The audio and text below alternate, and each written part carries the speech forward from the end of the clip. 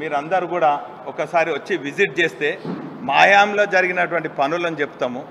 అక్కడ కరోనా వచ్చినటువంటి సమయంలో వేరే రాష్ట్రాల్లో ఉన్నటువంటి వాళ్ళు కూడా ఎవరైనా ఉంటే వాళ్ళతో కూడా మీరు మాట్లాడుకోవచ్చు. ఒక చిన్న రిక్వెస్ట్ సాయన ఒక నిమిషం ఆగవే, మీరు దయచేసి విజిట్ చేస్తే అది బాగుంటుందని నా ఒక రిక్వెస్ట్. రెండోది, వారు ఏమైనా వివరణ ఇవ్వాలి, కానీ ప్రాస కలిసినట్టు ఎదుటివన్నీ కించపరిచే విధంగా. పాపం యాదన్న మర్రి తొర్రి అంటాడు, కానీ ఆ ఏజ్కు రెస్పెక్ట్ ఇవ్వాలి. ఆయన ఒక ఉద్యమకారుడు, మాజీ కూడా చైర్మన్. ఈ కళాక్షేత్రంలో మరి దానికి డిజైనింగ్లో దాని పనితనం స్పీడప్లో ఎంతో కష్టపడ్డాడు. ఆయనను పట్టుకొని తొర్రి మొర్రి అంటే ప్రాస కలుస్తుందని ఏదైనా మాట్లాడచ్చా? ఏంటిది? ఇది ఎటుపోతుంది?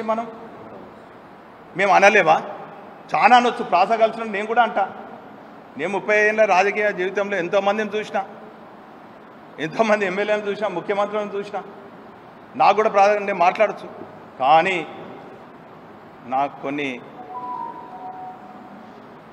సాంప్రదాయాలు ఉన్నాయి.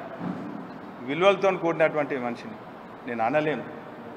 కానీ ఆ తీరుగా మాట్లాడితే మీ సమక్షంలో చెప్తున్న నా భాష తీరు, నా వివరం కూడా మారుతుందని చెప్పి విజ్ఞప్తి చేస్తూ, దయచేసి ఇంకొక రిక్వెస్ట్ ఏంటంటే, ఇప్పుడే మెసేజ్ వచ్చింది. మరి కాలేజీ ఫౌండేషన్ వాళ్ళు అప్పుడు ఒక హాలు వాళ్ళకు ఇది, తర్వాత కళాకారులు సాహిత్యవేత్తలు కూడా ఒక రూమ్స్ గిట్లా అన్నారు. అది అందరికీ అందుబాటులో, సామాన్య కళాకారుల ప్రదర్శనకు అందుబాటులో ఉండే విధంగా చేయాలి. కానీ దానికి ఏదో పెద్ద ఎత్తున ప్రదర్శనకింత చేస్తే అంటే మాత్రం కవులు, కళాకారులు, సాహిత్యవేత్తలు ఊకోరు అని చెప్పి మీ ద్వారా మరి ప్రభుత్వానికి విజ్ఞప్తి చేస్తున్నా. ఏదైనా ఉంటే అక్కడ పోయినాక సాయన మాట్లాడతాం. రండి ప్లీజ్, దయచేసి మీరు అక్కడ మాట్లాడదాం. మీరు దయచేసి విజిట్ చేద్దాం, విజిట్కు రాండి అని నేను రిక్వెస్ట్ చేస్తాను.